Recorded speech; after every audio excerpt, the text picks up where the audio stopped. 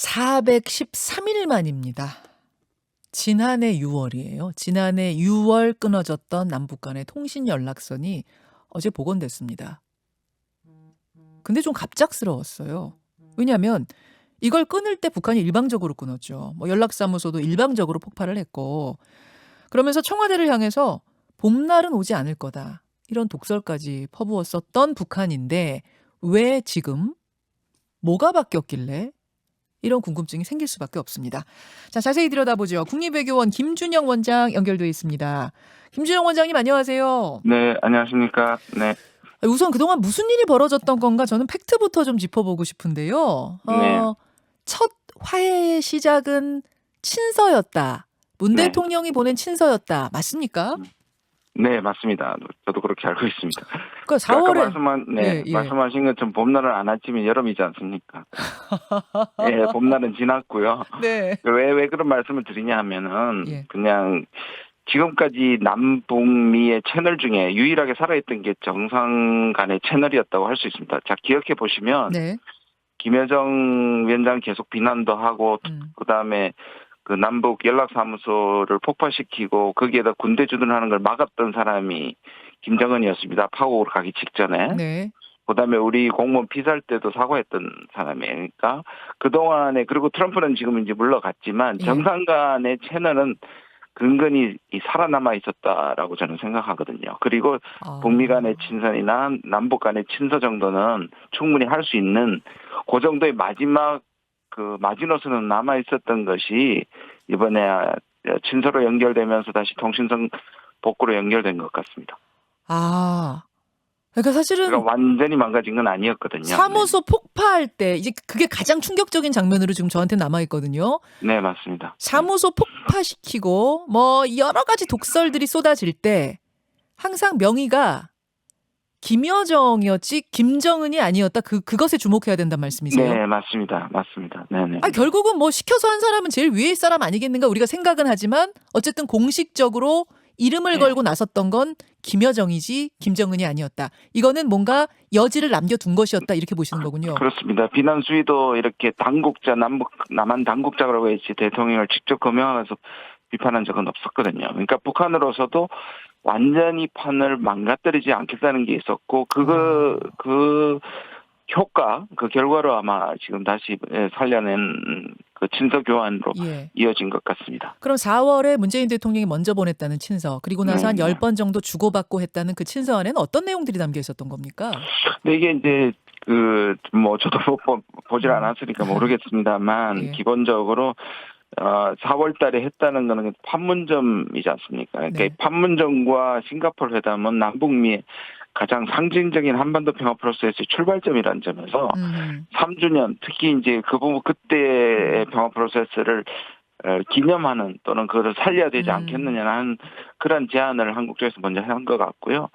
그다음에 이제 북한 쪽에서도 거기에 응답을 하면서 사실상 친서의 대부분은 이게 밖으로 빠져나갈 수도 있고 어느 한쪽이 공개도 할 수 있기 때문에 아주 예민한 부분은 건드리지 못한다고 저는 생각하거든요. 그렇게 보면 주로 이러한 잘 돼야 되지 않겠나, 당위적인 얘기를 하면서 아마 이런 것들이 이어졌던 것 같습니다. 어떻게 보면 원론적인 이야기, 잘해보자, 잘 살아보자, 이런 이야기들이 오고 갔을 것이다. 그러면 북한이 그 친서에 감동해가지고 연락선을 개통했다라고 이렇게 해석하는 건 지금 너무 순진한 생각일 거고, 분명히 북한이 어떤 이유, 목적이 있기에 지금 연락선 개통, 복원에 오케이 한 거 아닐까 싶거든요. 뭘로 보세요?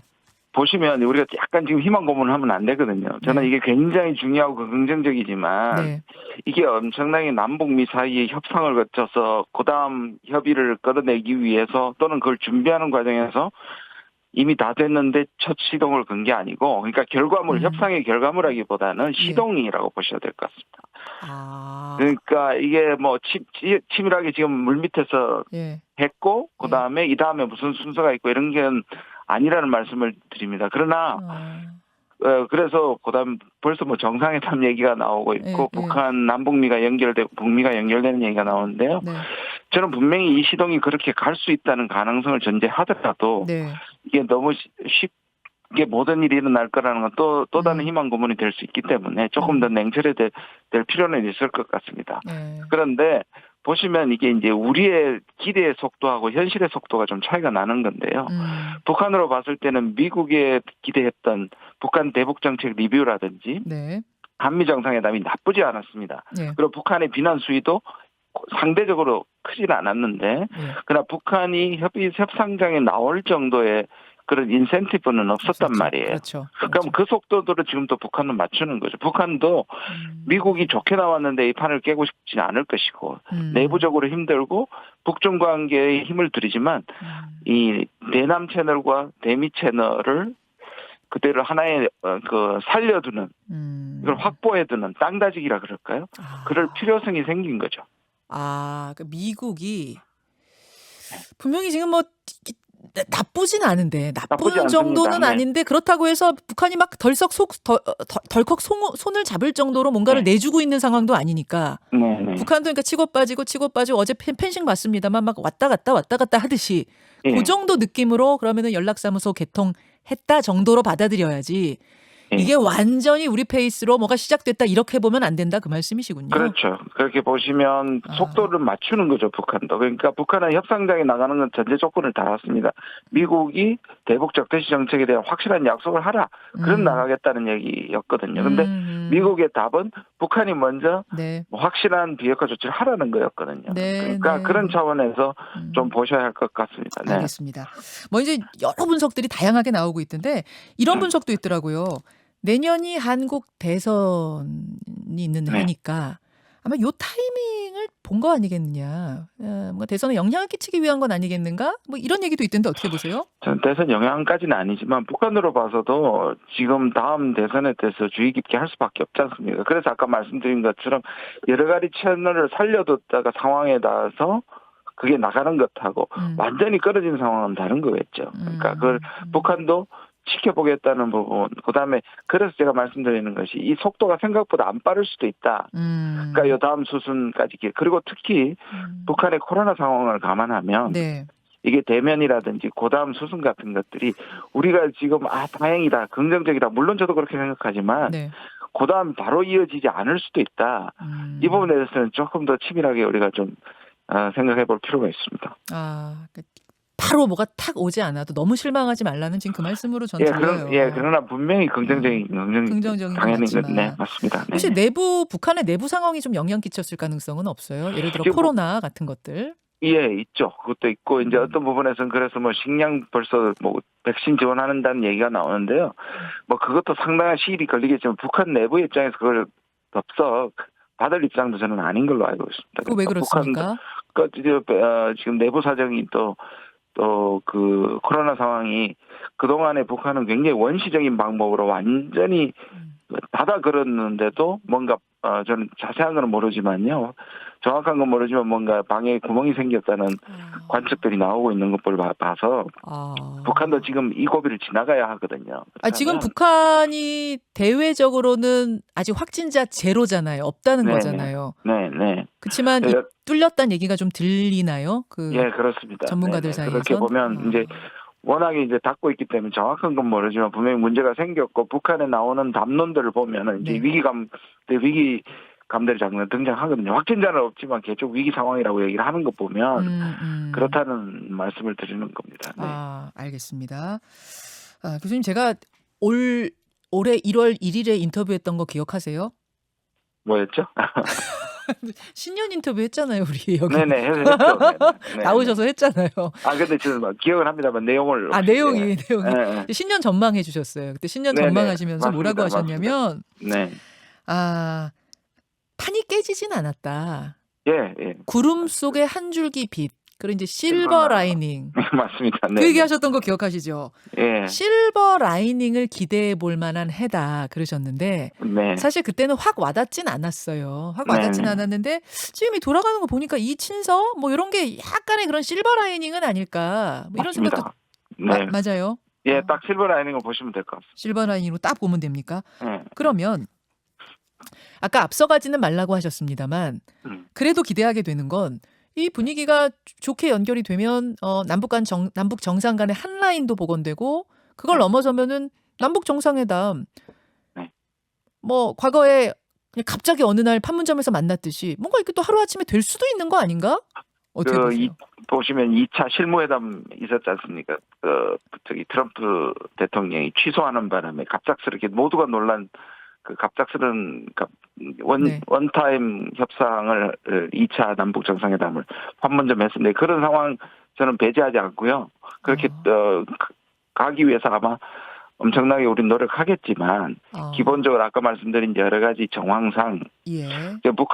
미국이 움직이지 않는데 북한이 모든 것들이 이제 나와서 협상이 준비됐다고 하는 것도 북한이 쉽지 않을 것이고 그렇게 본다면 전격적인 그런 물꼬를 트는 상황도 벌어질 수 있지만 조금 더 비율로 본다면 속도가 우리가 기대하는 속도보다는 늦게 갈 거라는 것이 제 추측입니다.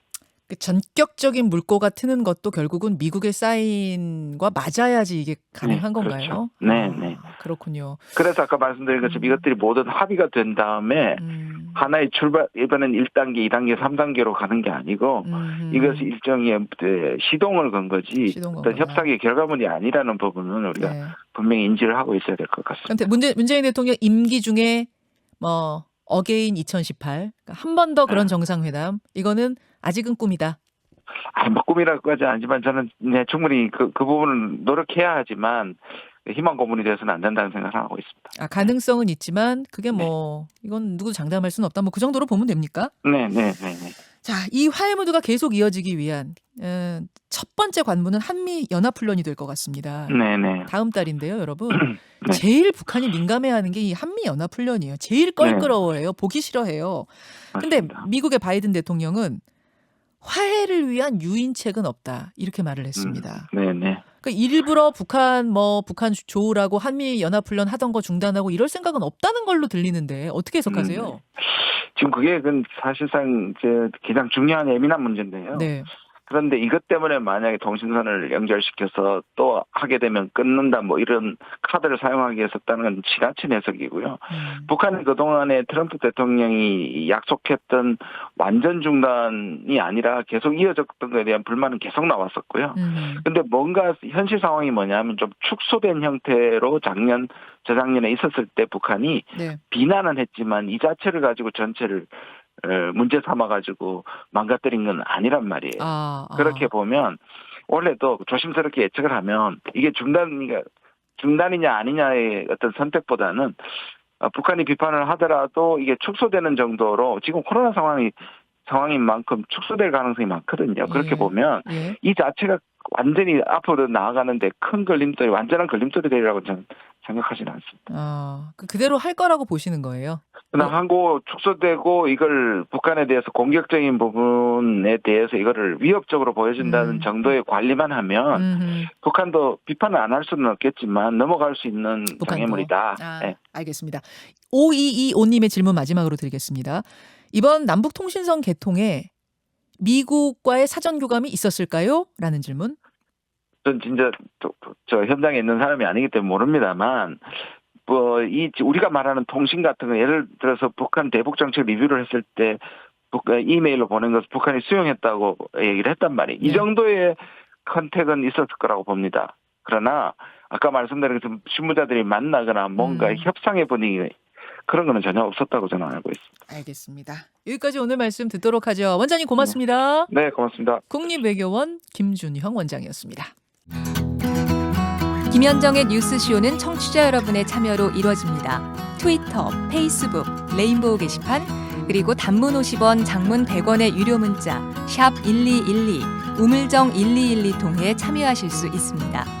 김현정의 뉴스쇼, 여러분과 함께 만듭니다.